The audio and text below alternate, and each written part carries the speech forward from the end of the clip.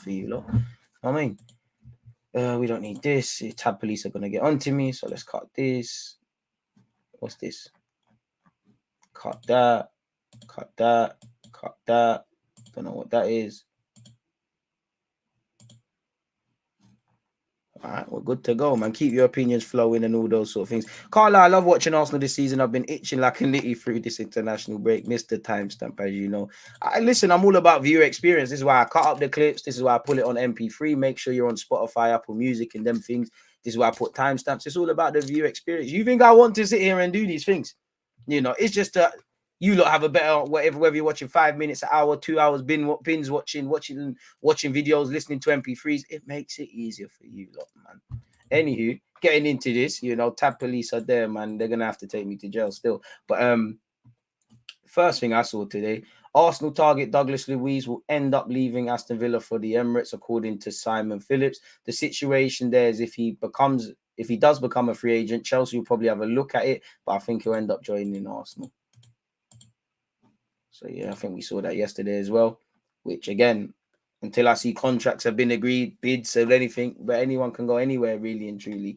The situation there is if he becomes a free agent, Chelsea will probably have a look at it. So, yeah, man, I mean, Douglas Luiz in January needs to happen, man. We need a 6. 3 clubs that compete with Real Betis for the signing of Houssem Aouar. Except for a major surprise, Aouar will leave Lyon and will change places in the summer of 2023, which will be a free agent and probably get a fat signing on fee, people. His stock has fallen. He's been linked with some of you. It's Elite. Now it's Betis and all of these sort of things. As reported by this outlet, Aouar is the great goal of Real Betis for the summer of 2023. His contract ends. We know all of that. Where is the Arsenal bit? Well, yeah, 3 clubs are looking at him. Where are the 3 clubs? The Arsenal, the squad led by Mikel Arteta, is one of the great revelations of the season. They occupy first place in the Premier League standings in a young and talented dressing room. Obviously, we've got French ties. I mean, if you could get him or Telemans for free, it'd be lit.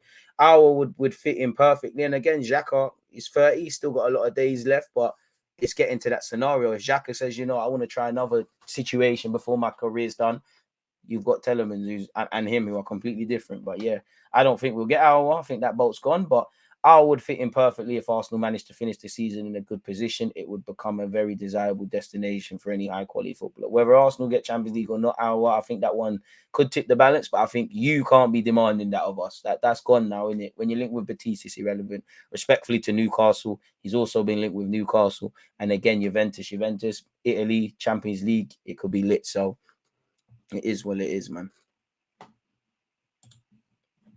Away from that, Limstrong's been talking, people. Limstrong reacts to Arsenal talk ahead of January window. Specifically, what has he said?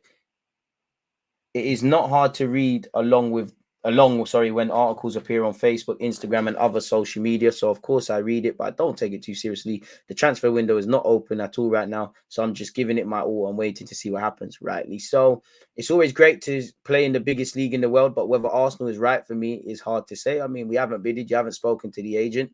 I don't know. So I hear that. Right now, I'm in a good place in Frankfurt. So he hasn't talked up moving to Arsenal, hasn't played it down or closed the door to any other clubs.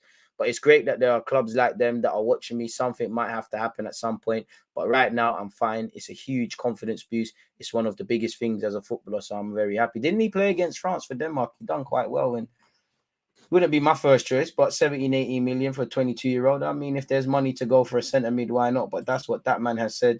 Arsenal tick to beat Chelsea to sign him. Zinchenko's been talking about. I think we've been done by clickbait of this article because it's again talking about Douglas Luiz. Hopefully we sign him. Douglas Luiz was understood to have been eager to join the Gunners over the summer and was said to have agreed personal terms with the North Londoners. In spite of Villa's reluctance to sell, his current employers were determined to hold out for a fee of 40 million in order to let him go. But no such bid arrived and he was forced to stay. So, yeah, they're not going to get that. I think they sell him abroad. Arsenal sweating on injury crisis ahead of Tottenham clash and could have up to 8 players missing. I don't think we'll have 8 players missing. You know, Odegaard looks like he'll be ready. Ben White is closely being monitored, allegedly. Smith Rowe and El Nene are not going to play. You hope Partey can stay fit after withdrawing from the Ghana squad. Tomiyasu and Tini for Japan and Scotland as well. Pardon me. So we'll have to see. But yeah, that seems like nonsense, really. Arsenal won't have a problem terminating Mexico International's contract in January. Obviously, it's not really happening for Marcelo Flores on loan in the second division in Spain, really. But this is how football is, you know. he might not be. We might have to revisit the situation and cancel his loan and send him somewhere else. But why? The Oviedo gaffer is not going to play you just because you're an Arsenal player. Does he think you're the best to help them get 3 points? Probably not. This is his first loan. He's a young 18-year-old who's in the academy. All the fans tell you how special you are. This is the real world. So if we do need to, Omar Rekic as well, he's not playing. We have to revisit that. But this is what happens. As a grown professional, sometimes you could, like right now, Tomiyasu isn't playing. He's not put a foot wrong, but Ben White's playing well.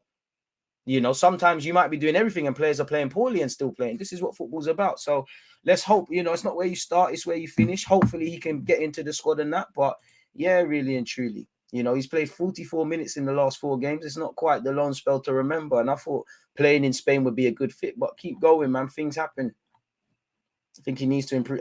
Listen, I think Marcelo Flores has a lot of potential. I don't think he's currently ready to play first team football for Arsenal. So keep doing your thing. What's going on here on football.london? Obviously, Seaman's going to back Ramsdale. We've seen Limstrong. Obviously, Ramsdale with the Pope mistake. We're gonna run our agendas as you do, Arsenal fans. You got to love us. 144 likes. Keep running that up. Shout out the Twitch gang. I think a 30-second ad's been placed. So yeah, that's just nonsense. Player wants to return to Premier League ASAP. Chelsea have advantage with clever pre-agreed deal. Unable to get, this is about Tammy Abraham. Scrolling all the way down. We all know they've got a buyback clause and they probably should invoke that for 80 million euros. And I don't know if I want to pay 80 million for Tammy Abraham, but he is growing and be lit to having the squad along with Jesus people. So this is kind of talking about the fact that he's enjoying himself in Italy, but doesn't see his long-term future in Serie A. I mean, come on now. You think Roma did? Jose knows he's not going to be there for the majority of Abraham's contract. They saw it, like other clubs. Let's take a player from the British market, help him develop. He can help us and we'll sell him back or somewhere else. It makes sense. So I don't know for Tammy Abraham to Arsenal, but fair enough. We have been linked with Ferran Torres, and these rumours have been half-hearted. Romano has played it down, though. He has said, I'm not aware of any negotiations between Barca and any other club for Ferran Torres. Xavi trusts him, so I don't see any change of plans, at least for January. He's working hard, and I think it's normal at Barca to need some time to adapt with lots of competition too, as expected.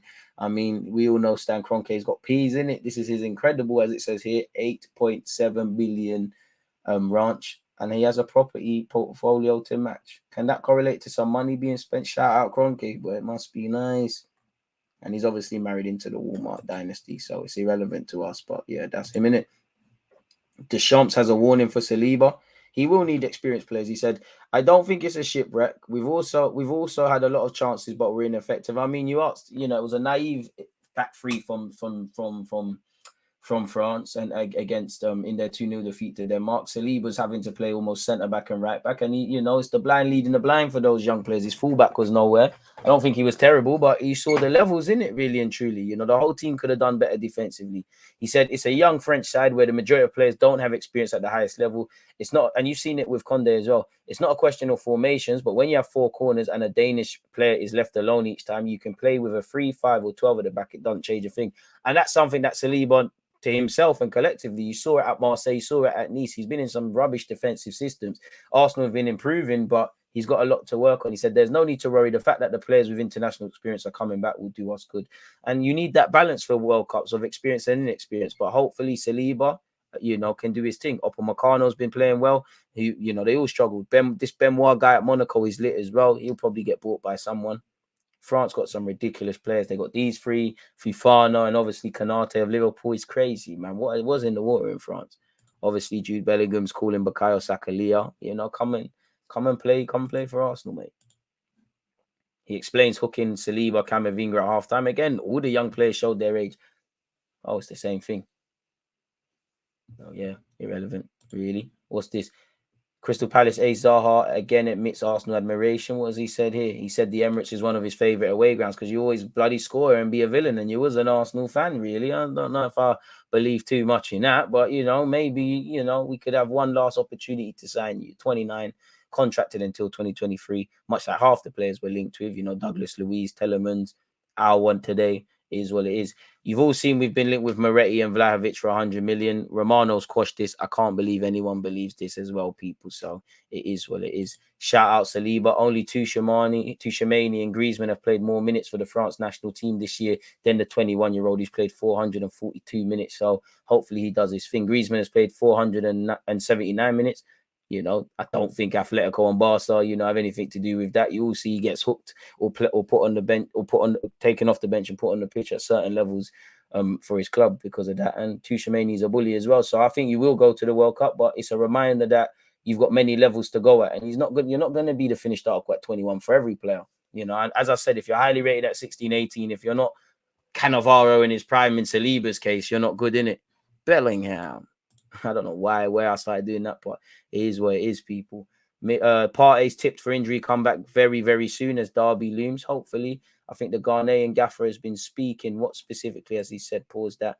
Hopefully Thomas will be healthy very, very soon. We didn't want to take that risk in the friendly to play him against Brazil, but surely playing a player like him against a squad like Brazil would have been helpful. I mean, what would be helpful is if he next to nothing about his injury, really and truly. So Tomiyasu's been recalled due to club circumstances. We know Reece Nelson, Nene Smith Rowe are nursing injuries. Tierney and Zinchenko should be fit. Hopefully Cedric is as well, but I don't really want you in the squad for the game at the weekend. What's Balogun said? Balogun on the importance of this season's loan decision after stop-start. It was your first loan at Middlesbrough. You're always going to struggle, and your struggles and what you do good is going to make you better in it. What has he said? I'm in a new city around new people in a new environment, and I'm really enjoying it. I'm at an age where it's really important to be playing regularly. At Middlesbrough, it was stop-start. I wasn't playing as much this season, and that's the reality. At Reims, you've built on that experience, and you've given them every reason to start you. At Middlesbrough, you weren't really ready. As much as we want the loan clubs to play you got to remember that manager's got to get 3 points. And if he doesn't believe in you like that, you're not going to play. This is the cold, harsh reality of football, like we just saw with Marcelo Flores, like we saw with Miguel Aziz at Portsmouth, like you've seen in good scenarios with Smith Rowe, obviously at Huddersfield after a slow start at Leipzig. It happens. No one's just going to play you because you're a good footballer. This is the real world. And he also said on his decision to join Reims, he said this season it was important to choose a team where I knew I was able to play and show I can do. And maybe that's why he didn't join the Prem team.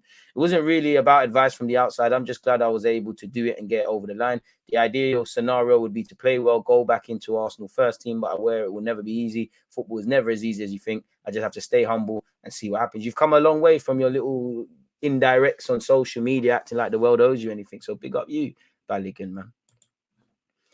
Newcastle United lead race for 50 million. Everton target as Magpies close to signing Celtic link Starlet. As you can see, despite interest from Everton, Newcastle reportedly leading the chase from Madrid. Again, they'll sell to the highest bidder. They don't care if he goes to Brentford, Arsenal, Everton, Juventus, Liverpool, Newcastle, Chelsea, any team, Sevilla. They don't care where you go. They just want their bread. And I respect it. So, yeah, I can't blame Newcastle for looking at him, people. Arsenal are reportedly interested as well. We spoke indirectly with his agents, allegedly, but we didn't formulate a bid. And, the sporting director at his current club said Mudryk is a serious talent. After Mbappe and Vinicius, he is the best player in Europe in his position. Someone wants to buy Mudryk. They must spend a lot of money and respect our club and president. That just tells you we're just trying to make a change. I can't hate on anyone trying to make money. Is what it is. The British market is filled with peas, and in Ukraine's case, other leagues as well, really. Is what it is. Them men are going to get players from South America and make peas. They're going to promote their academy prospects and make peas. It's how the world spins, man. Can't blame them for that. So, yeah, man, that seems to be that way.